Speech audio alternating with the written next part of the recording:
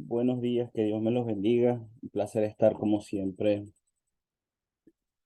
Buenos días. Es un placer estar como siempre con ustedes en estas mañanas, compartiendo, hablando, riéndonos y haciendo amistades, haciendo iglesia. Mire, hoy toca el capítulo 2 de Segunda de Corintios y antes de seguir con, como tal, con lo que corresponde a este capítulo, quiero que veamos la introducción del mismo, versículo 1 al 4. Esto pues, bueno, ya di la introducción el capítulo 1, determiné para conmigo no ir otra vez a ustedes con tristeza, porque si yo os contristo, ¿quién será luego el que me alegre, sino aquel a quien yo contristé? Y esto mismo os escribí para que cuando llegue no tenga tristeza de parte de aquellos de quienes me debiera gozar, confiando en ustedes todos, que mi gozo es el de todos ustedes, porque por la mucha tribulación y angustia del corazón os escribí con muchas lágrimas para que fueseis contristados, no para que fueseis contristados, perdón, sino para que supieseis cuán grande es el amor que os tengo. Mire, es bastante curioso o curiosa la relación de Pablo con esta iglesia. Ok, él fue quien la fundó y tenemos algunos indicios de que hubo bastante conexión entre ellos. Por ejemplo, en el capítulo 5 versículo 9 de la primera carta, él dice, mire, les escribí en mi carta que no se juntaran con los fornicarios. Es decir, posiblemente ya le había escrito algo, como, miren, no hagan esto, no hagan lo otro. ¿Por qué lo hace? Porque Pablo era un misionero. Él plantaba la iglesia, trabajaba con sus propias manos y seguía porque él necesitaba seguir predicando y los dejó allí a ellos.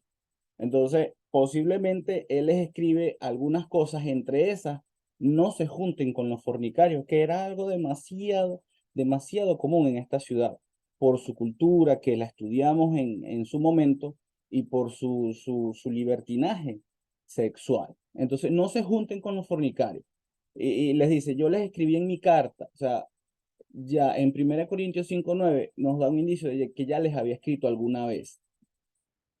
Ahora, en este capítulo de hoy, en el 3 y el 4, él les dice que con muchas lágrimas les escribí. Y esta está entre lo que nosotros conocemos primera carta y segunda carta de Corintios. ¿Ok?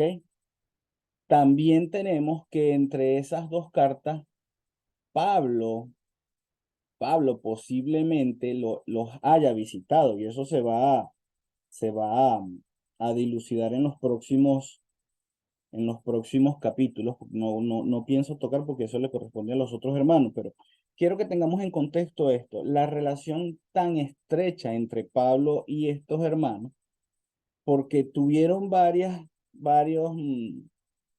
roces, por decirlo de alguna manera, porque habían algunos hermanos que sí aceptaban su apostolado, que sí aceptaban su autoridad, pero habían otros que no, dame cartas porque yo necesito saber que de verdad tú eres. ¿Qué más cartas que ustedes si yo a ustedes fue que le prediqué el evangelio? No hubiera iglesia si no fuera sido porque yo les prediqué, dice por allá más adelante. Pero ahora, entendiendo esto, vamos a ver por qué él en todos los demás capítulos habla tan directamente. Creo que es como una de las cartas más personales de Pablo, eh, también contando Filemón, ¿ok? Pero ahora, ya en contexto, ya viendo el por qué Pablo les escribe, no quise ir a ustedes con tristeza, o de repente, ¿acaso ustedes creen que yo solo por carta soy severo? Y en esas cosas podemos entender una visita y unos escritos que no tenemos aquí en la primera y en la segunda carta, para que tengamos en cuenta. Ahora, él dice aquí en el versículo 5, pero si alguno me ha causado tristeza, no me la ha causado a mí solo, sino en cierto modo, por no exagerar, a todos ustedes. Y aquí está hablando del del hombre, ¿ok? Que estaba acostándose con la esposa de su papá. Y dice, mire, a esa persona le basta que ustedes ya lo hayan reprendido, que ya ustedes lo hayan hecho ver su error. Y está muy triste. Mire, ustedes más bien tienen que perdonarlo y consolarlo para que no sea consumado de demasiada tristeza, hermano. Y creo que aquí hay una aplicación ya en nosotros. Nosotros necesitamos perdonar y restaurar a aquellos que se arrepienten sinceramente, sinceramente. Normalmente, si usted se coloca de parte de la Biblia, lo que hacemos es, bueno, tú pecaste, tú tienes tus consecuencias, allá tú con tu vida, y ves tú cuando cambias y eso. No, necesitamos acompañar, necesitamos consolar, necesitamos perdonarle y darle muchas oportunidades. ¿Por qué? Porque Dios nos da muchas oportunidades. Dice el 8, por lo cual, mire, yo les ruego que confirmen su amor con Él.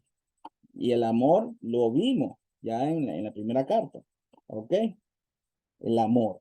Porque también para este fin os escribí, para tener la prueba de que si vosotros sois obedientes en todo, nuevamente pone allí Pablo su relación personal de que tienen que obedecerle por su autoridad, ¿ok? Dice, y al que ustedes perdón, yo también lo voy a perdonar, porque también yo lo he perdonado ya.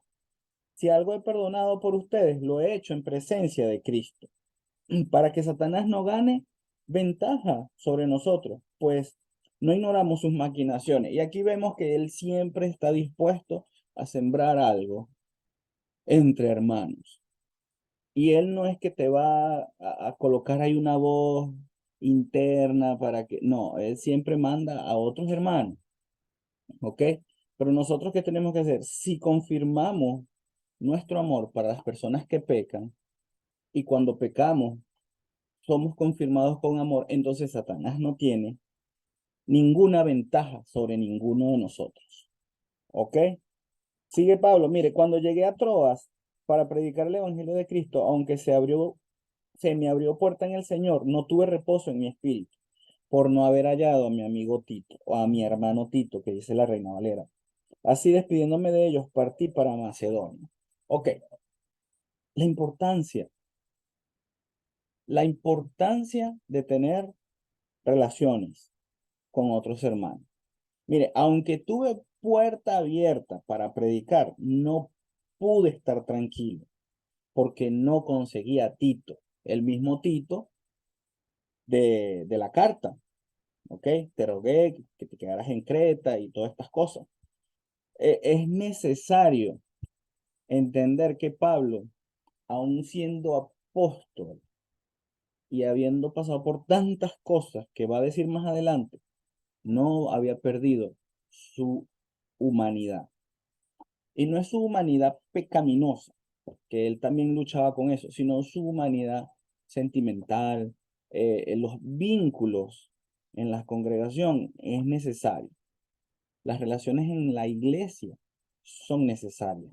Ojo, de eso no va a depender nuestra salvación, porque ya somos salvos en Cristo, y lo va a decir más adelante, sino que es necesario para nuestro crecimiento, para nuestro desarrollo.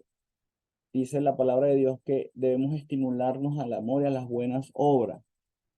Y eso se logra es con los demás hermanos.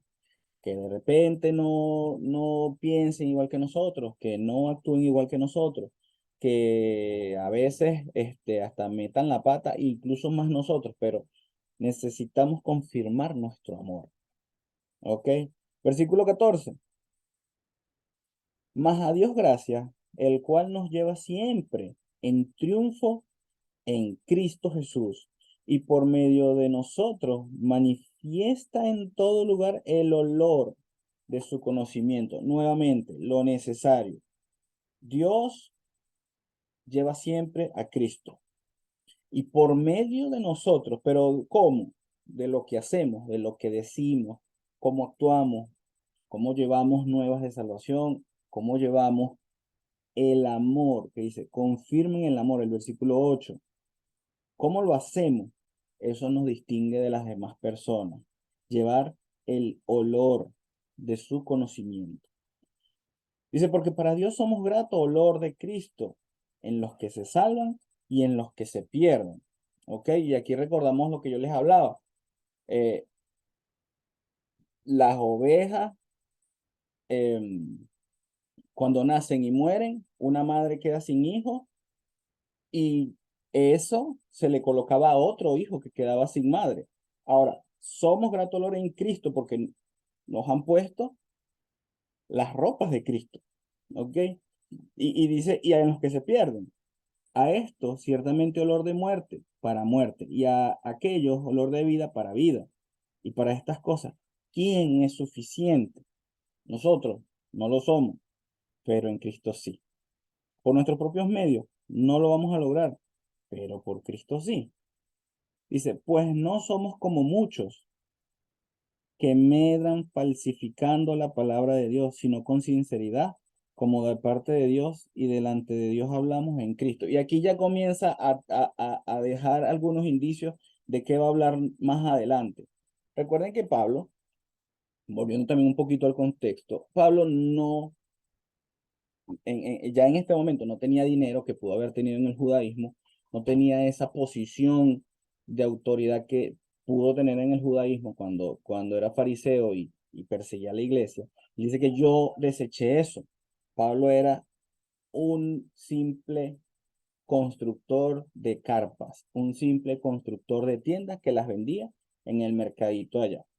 Y los hermanos corintios tenían tantas cosas como dinero. Tenían dones, que ya los vimos, pero también tenían dinero varios de ellos. Y yo explicaba la otra vez en otro grupo que cuando los domingos se reunían, eso en capítulo 11, los que tenían dinero llegaban antes al sitio, porque no tenían que cumplir un horario, pero ellos a su vez tenían hermanos en Cristo que eran sus empleados, que eran empleados de otras personas, y ellos cuando terminaba su jornada laboral era que podían ir al sitio de reunión. Entonces las personas con dinero llegaban antes, comían, bebían, estaban embriagados, estaban ya en otras cosas y no esperaban a los demás. Ahora, Pablo más adelante va a manifestar que él no es un superapóstol, todas estas cosas, y ya él aquí da un indicio. Mire, no somos como muchos que medran falsificando la palabra de Dios, sino con sinceridad, de parte de Dios, hablamos en Cristo. Y eso es lo que Dios trae para nosotros el día de hoy. Trae para nosotros el día de hoy. Fíjense, nosotros debemos reflexionar primeramente en nuestras propias relaciones y tenemos la necesidad de perdonar y buscar la reconciliación tanto dentro como fuera de la iglesia. Necesitamos perdonar y ser perdonados, sí o sí. ¿Por qué? ¿Qué dice aquí? Somos grato olor de Cristo y Cristo perdonó hasta el último momento. Perdona a los padres. Ellos no saben lo que están haciendo y lo estaban crucificando. Necesitamos demostrar amor, pero un amor real y consuelo a aquellos que hayan experimentado heridas y conflictos dentro de la congregación, en sus familias seculares. Necesitamos llevar y confirmar el amor, consolarlo, porque la tristeza, hermano, la tristeza consume. Si no, pregunten a los, eh, a los expertos en la materia. Un cafecito. La tristeza consume, hermanos. Necesitamos recordar el poder del perdón y la reconciliación en nuestras vidas y reconciliaciones. ¿Por qué? Porque una vez usted fue perdonado y reconciliado con Dios, y eso transformó su vida, hermano. Y lo que recibimos de gracia, debemos dar de gracia. Necesitamos buscar la guía del Espíritu Santo. del Espíritu Santo. Fíjense que él lo toca aquí, por allá, versículo 10. Si algo he perdonado por ustedes, lo he hecho en presencia de Cristo. ¿Y quién ayuda a estar en presencia de Cristo? El Espíritu Santo. Necesitamos la guía del Espíritu Santo. Lectura, oración, meditación, todas esas cositas, esos ejercicios espirituales. Entonces, mis amados hermanos, aunque Pablo haya escrito y visitado muchas veces a los corintios, su estandarte era Cristo y su manera de hablar era el amor y la reconciliación. Vamos a orar, hermano. Vamos a orar para que Dios nos ayude a, a meditar en estas palabras y a siempre buscar el amor, la reconciliación y llevar a Cristo como nuestro estandarte, con